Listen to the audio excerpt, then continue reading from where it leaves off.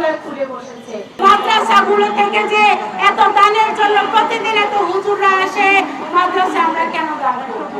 আমাদের যদি দান করতে ইচ্ছা করে আমরা সরকারি কোনো ব্যবস্থাতে দান করব, সেই সরকারি ব্যবস্থা মাদ্রাসাগুলোতে টাকা পয়সা দিবে, কিন্তু মাদ্রাসার নাম দিয়ে, এতিমখানার নাম দিয়ে এই দান খয়রাত পদ্ধতি বন্ধ করতে হবে। কারণ কোন স্কুলের নাম দিয়ে, কোন কলেজের নাম দিয়ে, কোন শিক্ষা প্রতিষ্ঠানের নাম দিয়ে তো কেউ যায় না খয়রাত চাইতে, তাহলে মাদ্রাসা এতিমখানার নাম দিয়ে কেন খয়রাতি করে? তাই বলতে চাই, মাদ্রাসায় এই খয়রাতি বন্ধ করে দিন। দান করার দরকার নাই। আপনি দান করতে চান, আপনার প্রতিবেশীকে দান করেন, আপনি যাকে দেখেন নিয়ে যাতে দান করেন। মাদ্রাসায় কি হচ্ছে সেটা জানার পরে তারপরে দানের কথা আসবে।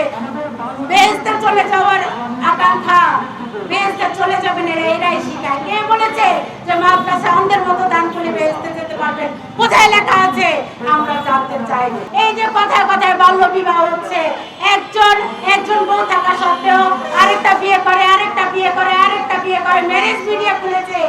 আমরা বলতে চাই, এভাবে দেদারসে মহিলাদেরকে পূর্ণ বানানো বন্ধ করুন। নিয়ম শৃঙ্খলা ব্যতীত বহু বিবাহ আইন প্রচলন করে দিয়েছে এরা। বিয়ে করছে কোনো লিখিত নেই। এই যে এক হুজুর, দেড় বেটারি হুজুর, সে যে এক বিয়ে বউ থাকতে চুপি চুপি গিয়ে আরেকটা 13-14 বছরের মেয়েকে বিয়ে করে, নাবালিকাকে বিয়ে করলো। এই দেড় বেটারি হুজুরের তো এখন শাস্তি হওয়া উচিত, কারণ তিনি তো তার প্রথম স্ত্রীর কোনো পারমিশনই নেননি। প্রথম স্ত্রীর পারমিশন ছাড়া আরেকটা মেয়েকে কিভাবে বিয়ে করে? দ্বিতীয় বিয়ে করতে হলে তো সেটা অনেকগুলো ক্রাইটেরিয়া আছে। আপনি ইসলামের কথা বলেন, আরেকটা বিয়ে কখন করবে? যখন আরেকজন মহিলা অসহায় থাকবে, স্বামী কর্তৃক ডিভোর্স থাকবে। আল্লাহ তো বলে নাই নাবালিকা বিয়ে করো, কচি কচি বিয়ে করো। কচি কচি বিয়ে করার জন্য এরা মহিলাদের লেখাপড়া বন্ধ করে দিচ্ছে। কচি কচি বিয়ে করার জন্য এরা মহিলাদেরকে হুজুর বানাচ্ছে। একেবারে আপাতমস্তক বোরকা পরিয়ে এরা মহিলাদেরকে বিয়ে করছে। একজন বিয়ে করে, আরেকজন ডিভোর্স দেয়, ওটারে আরেকজন বিয়ে করে। এই হুজুরগুলোর ভিতর কি সম্পর্ক?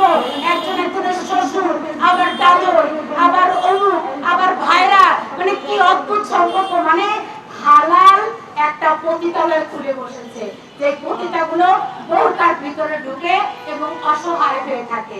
আমরা এমন বোরকা পরিহিত অসহায় বাংলাদেশ চাই না। দাড়ি, টুপি, সাইনবোর্ড, ইসলামের সাইনবোর্ড দেখিয়ে কোনো অসহায় অন্ধ বাংলাদেশ চাই না।